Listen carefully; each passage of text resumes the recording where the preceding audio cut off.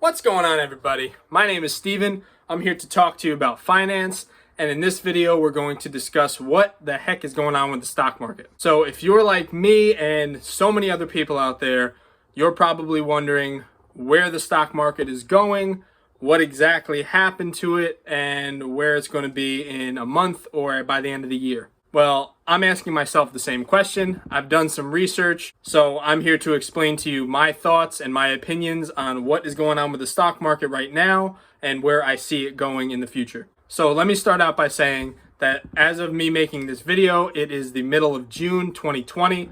So if you're watching this anytime in the future, the information I'm giving you may not exactly apply to that point in time. So as of right now, we're watching the stock market kind of go like this. It's going up and down. Last week, which was Friday, June 12th, the stock market was up in the morning, and then it came all the way down. It went back up. Then it actually went down into negative territory, and it ended up coming back up to a 1.3 or something like that % for the day. And when I'm talking about that, I mean the S&P 500. And I'm sure many of us know what happened the day prior. On Thursday, June 11th, the stock market basically said, I'm out of here, see ya. And it went way, way down, about 6% or so on the S&P 500. So what exactly happened that day?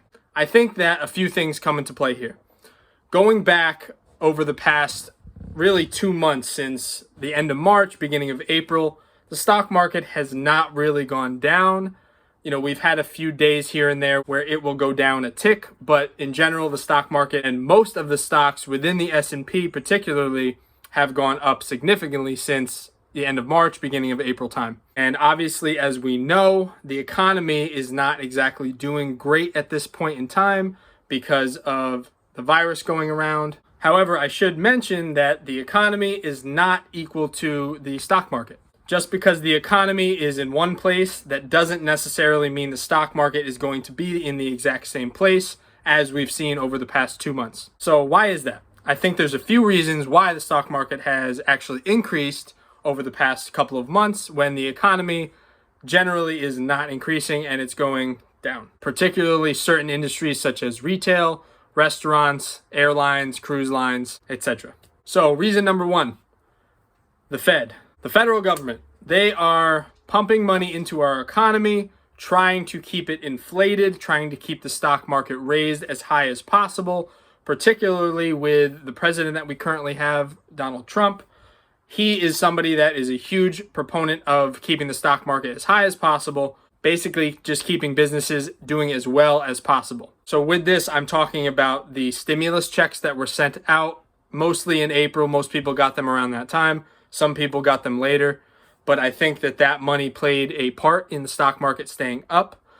The other thing I think is very important to mention here is unemployment. As you probably know, unemployment rates are at a historic rate right now, somewhere between 13 and 17%, depending on how you categorize unemployed. Before all this started, we were under 5%. So that is a huge difference. It's between 3 and 4 times greater than before this virus started. So obviously, a lot of people are not working right now. In addition to that, the unemployment benefits are extremely important to a lot of people.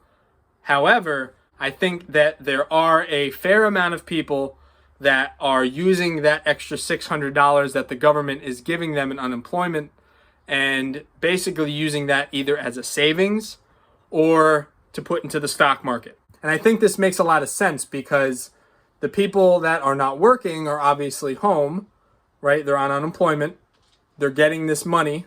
Again, I'm not talking to a lot of people out there, but there are a group of people that are getting an extra $600 plus whatever their state is giving them. And they're using that either as savings or they're using that to test their luck in the stock market. There are a good amount of younger people out there that are using different apps that have come out, such as M1 Finance, Robinhood, Webull, things like that. And they're probably downloading these for the first time. They've never gotten into the stock market prior to this, so they may or may not really know what they're doing. And that's why we've seen all of these stocks that recently filed for bankruptcy, such as JCPenney and Hertz, really spike up because those stocks were actually trending on the popular app Robinhood. And research has shown that the average age for someone participating in the Robinhood app is only 31 years old, which is fairly young. I think a lot of these people are younger than that and probably in college or someone that is new to the workforce in their younger or mid 20s. And this is part of the reason why the stock market is artificially inflated, because of people like that staying home and getting involved in the stock market for the first time. I also think that there's a group of people that have somewhat jumped on the bandwagon of getting into the stock market because they've either heard or they've seen it going up over the last 2 months. So they probably think that, let me jump in right now because I want to ride this train up because it seems like it's getting a lot better than it was prior to that. But we were nearing our all-time highs in the S&P, in the Dow. What was going on there? Why should we even be approaching that number given the state of the economy? Again, I think that the stock market was overinflated a bit because of a lot of new users, as well as people that may have gotten out of the stock market and now at this point maybe jumped back in as they're trying to ride the train up, seeing that the stock market is really doing well. So what happened last Thursday on June 11th? Is the stock market set to crash at this point? Do we all need to pull out our stocks and just hold on and wait for the next huge crash? I don't really think so. I think that on Thursday, what we saw is a correction for what has been going on over the past 2 months. There are a bunch of stocks, including some of the bigger ones, Facebook, Amazon, and Apple, that actually hit all-time highs during this period last week. And it seemed like all of these stocks were just going up and up and up every single day. So I think that on Thursday, that was basically the stock market pulling back and saying, we need to pump the brakes a little bit and maybe ease up on all of this gain. Actually, when you look at it in that point of view, it's probably a good thing that it happened.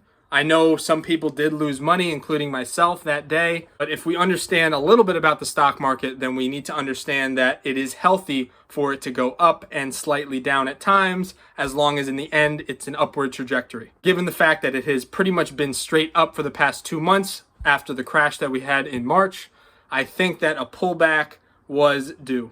On Friday, we saw the stock market going crazy. We weren't sure if it was going to end positive or negative. And I think really what happened on Thursday scared a lot of people. So a lot of them ended up buying back in when it was low on Thursday. And then as the prices were raised on Friday, they sold, and that's why it went back down. So what does the future look like for the stock market? If I knew 100%, then I would be a billionaire. So I'm not 100% sure. But in my opinion, I think the stock market is going to have some periods of correction over the next few months. I also think that it depends on the spread of the virus and depending on how many cases pop up. I know some states are having all-time highs at this point, which is obviously not good. And I think that's scaring a lot of people, so they may be a little bit hesitant to add more money to their current stocks or index funds that they have. So I do predict a little bit of a pullback in the stock market. I can't say how much. I do not think it's going to be like in March, where we have that big crash during that 1 or 2 week span that we had there. But I do see a little bit of a pullback, similar to what we saw on Thursday. Maybe over a few weeks or a couple of months span, it may kind of hover around neutral for a little while. I can see that happening. However, I do see some stocks doing a lot better than the general market, such as stocks that are in the tech sector, the healthcare sector, such as the ones that are creating the vaccine, and also the cybersecurity and cloud software network as well. I think that these type of stocks are absolutely built for this time, and I believe that these stocks were going to succeed in the long term, but this probably accelerated their growth, given the fact a lot of people are now working from home and need to do things from home. So my prediction is the stock market is probably going to go up a little bit, probably drop a little bit, almost maintain neutral, probably around that 3,000 mark, maybe a little bit higher than that. And then I would not be surprised if we see a little bit of a pullback, especially towards the end of July going into August, as the unemployment extra money runs out and people are not getting that extra $600 a week anymore. We may see the stock market pull back a little bit at that point. So in terms of my own stocks, I'm not going to be selling them. I have some very good stocks that I like. I have some index funds that I believe that are going to succeed over time.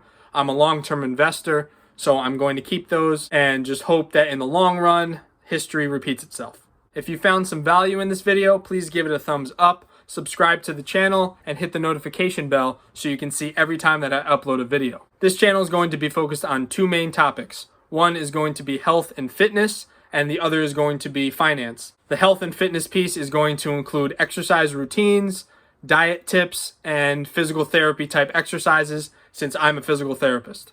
The finance piece is going to focus on videos like this, discussing the stock market, credit cards, bank accounts, and anything personal finance related. I'm going to attach my latest video right up here if you care to check that out.